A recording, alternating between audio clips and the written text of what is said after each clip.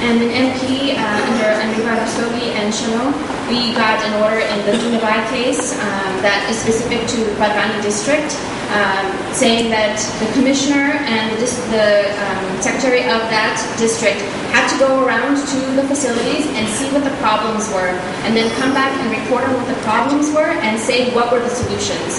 And for better or worse, they wrote a report, which we have looked at, and is insufficient, so we're following up on the case. But at least there was action taken, and we're asking them to take more action. And that's Dunabai there in the picture.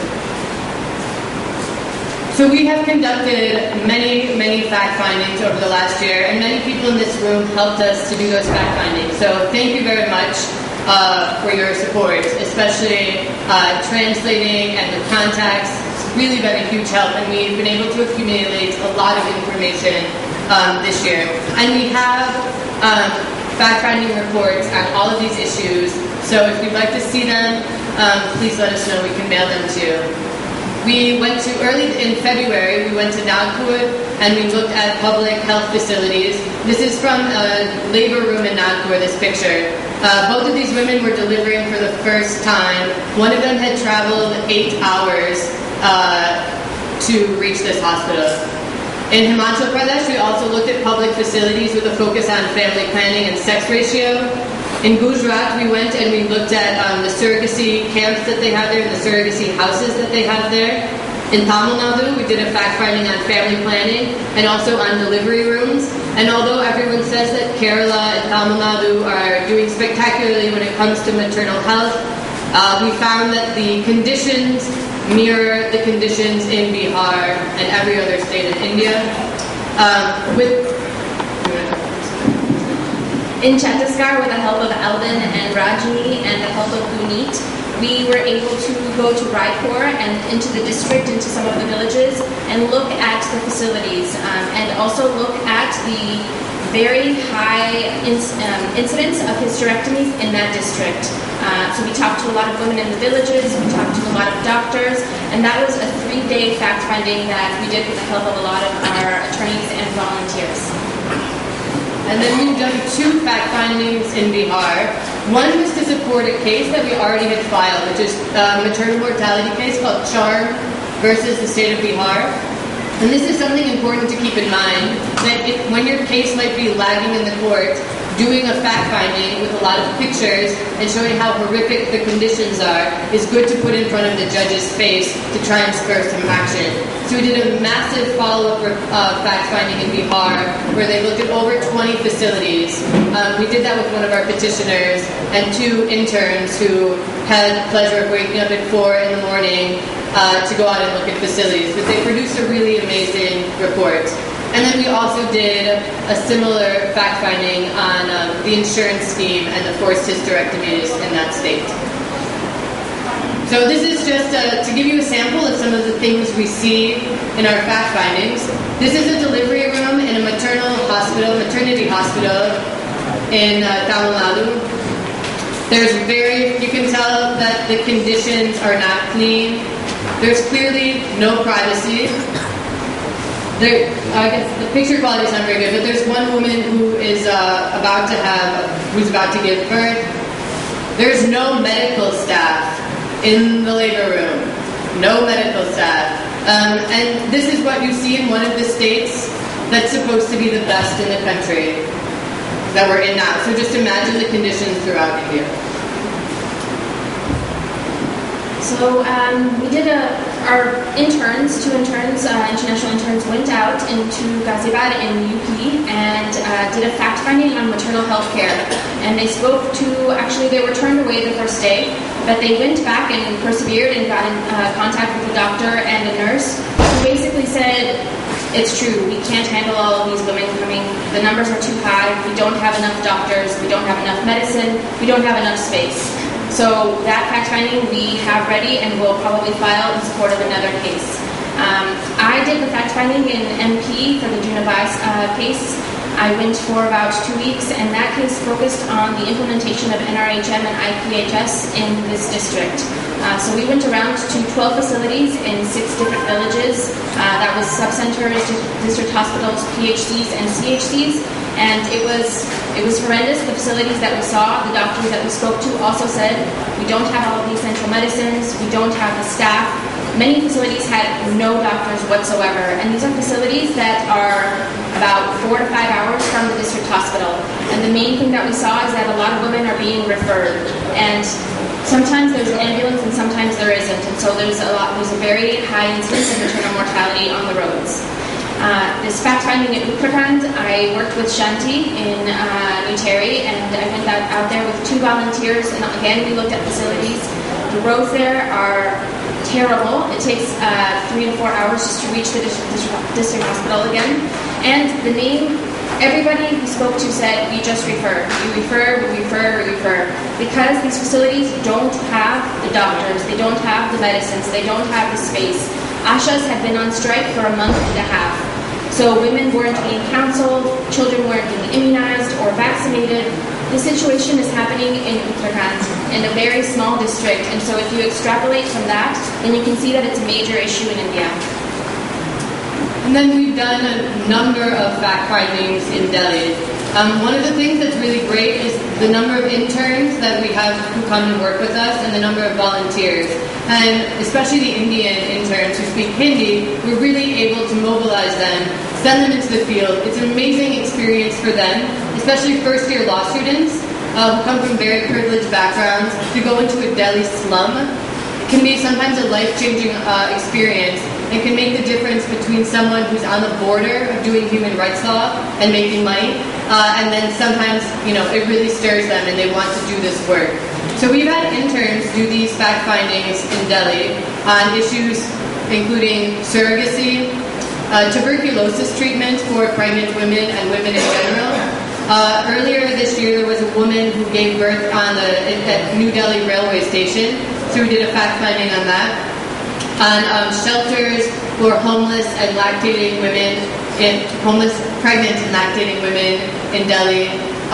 We did a fact finding on sex education, where we spoke to a lot of government and NGO leaders. We did a fact finding on family planning in Delhi.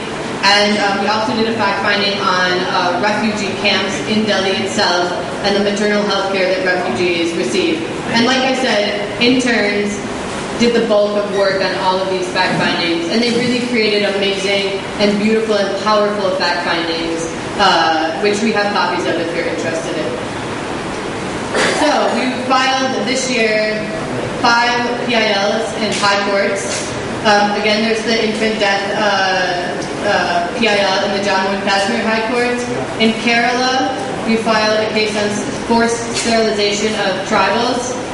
We also filed a more general PIL on healthcare for tribals in Kerala. DOMA filed an amazing PIL in Sikkim on maternal mortality and healthcare more generally. And we've also filed a PIL in Jharkhand, about one district in Jharkhand that has a maternal mortality rate of over 900, which is extraordinary. And this is one of the women in the picture here who died in childbirth while her family and neighbors were carrying her to the PHC on a cot. She passed away. So those are the high court PILs we filed. In the Supreme Court, we filed 4 PILs and SLPs. The first is Devika Biswas versus Union of India and others. This case came out of the Kapafora sterilization camp that happened in February of this year. One doctor sterilized about 60 women in a government middle school. There was no electricity, no running water. The women were anesthetized at 10 in the morning. The doctor arrived at 8 at night. Some women woke up on the operating table. One woman was pregnant when she had her operation, and she was awake, and the doctor said, "You'll have this baby, but it will be your last baby." And then 2 weeks later, she had a miscarriage. And that's Jitni Devi. That's her picture there. We filed this case in the Supreme Court because this gruesome event that happened in Bihar happens every day, everywhere in India. There's a panic about the population of India, and as a result of that, the government and NGOs push sterilization to poor women. And as a result of that, the conditions are extremely unhygienic. It's extraordinarily dehumanizing. There is no informed consent. And as a result of that, women often develop infections. They don't know that they've been sterilized.